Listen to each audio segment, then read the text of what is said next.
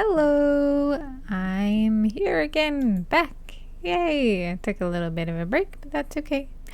I decided to talk today about a little bit of how I started gaming.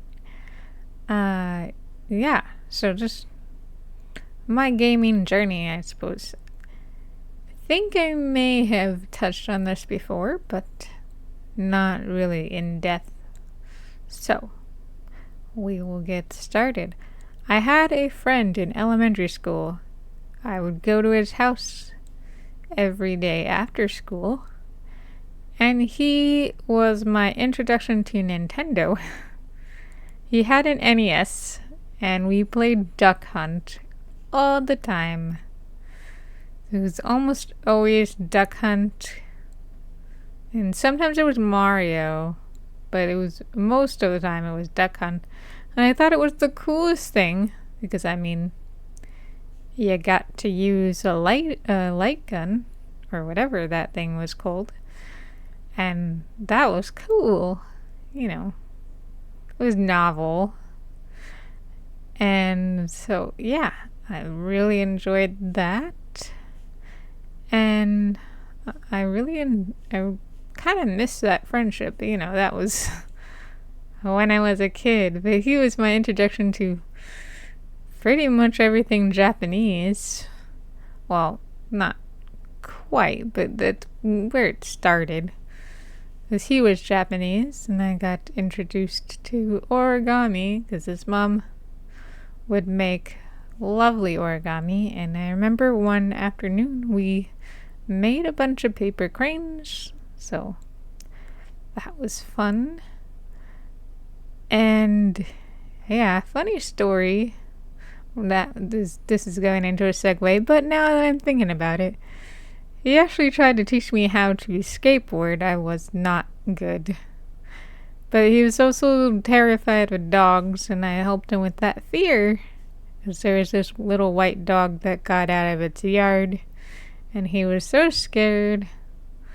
But I helped him see that the dog was friendly. And it was a really friendly dog. But anyway, yeah. So that was my first introduction, really. And then at home, I ended up getting King's Quest 3 and a walkthrough back in the day. Very early, but there were walkthroughs. And so I was able to play the game with the walkthrough, and I really enjoyed it. And I played a few other Sierra games too. And then there was Monkey Island, so I really liked Monkey Island.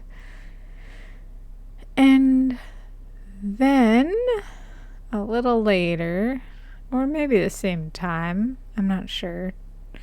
Everything kind of blends, but I think it was a little later. Yeah, because this was SNES. I was watching my friend play Link to the Past. I thought that was super cool. I still haven't played it myself yet. So, that's still something I need to do. And I know it's on the Switch. I can do it anytime. I haven't yet.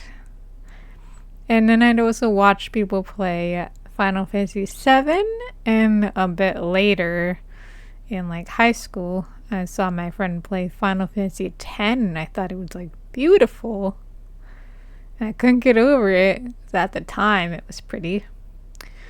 But I never played a Final Fantasy game myself. I still can say that. I want to change that. I will change that. But as of yet, it just hasn't happened. And, okay, so around towards the end of its life, I think it was, I was able to get a Game Boy Pocket. It was like super cheap. Well, maybe it was more expensive at the time, but at the time it was like $50. So that's pretty cheap. I don't know what that is inflation wise now, but to me, it was cheap. um, it was like 50% off. I mean, that's pretty good. So I got a Game Boy Pocket and I fell in love with the Wave Race. So, yeah.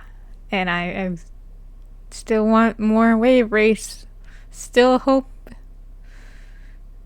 a current day Wave Race would probably be super pretty. So, here's hoping. I mean, it's a dead franchise. I know, but I still hope. Just like the F-Zero series, I would love that too. I played F-Zero only when I went to the dentist, because my kid dentist, when I was growing up, had an, I think it was an N64, and I would play F-Zero there. And then, I guess this is going back slightly, but I played the Commodore with a friend a lot. It was a neighbor friend. And we played Bubble Bobble all the time. So every time I see a Bubble Bobble, I think of her and her Commodore.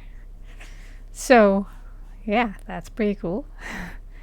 And I also was able to find a way to play early Kirby games, and then I fell in love with Kirby.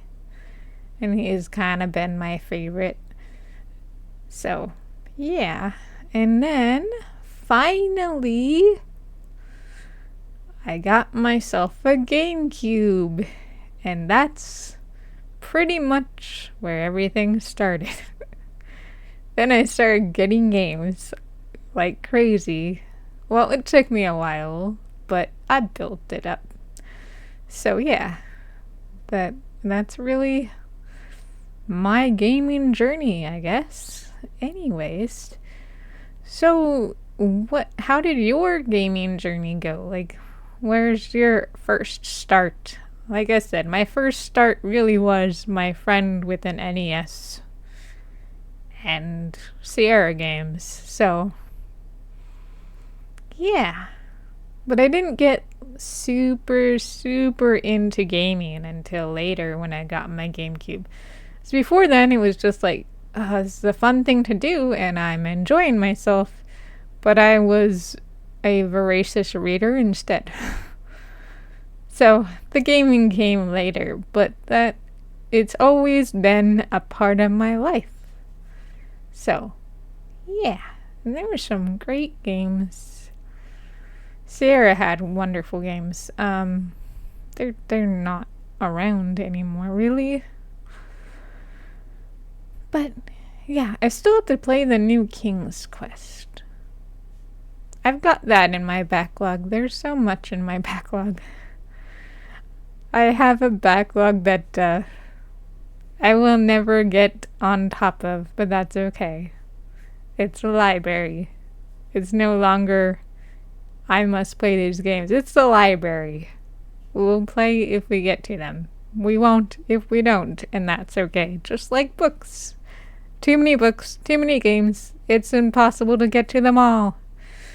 But I'm glad to have them anyway. Alright, so that's it for today. And I hope you're having a wonderful day. And I will see you next time. Goodbye.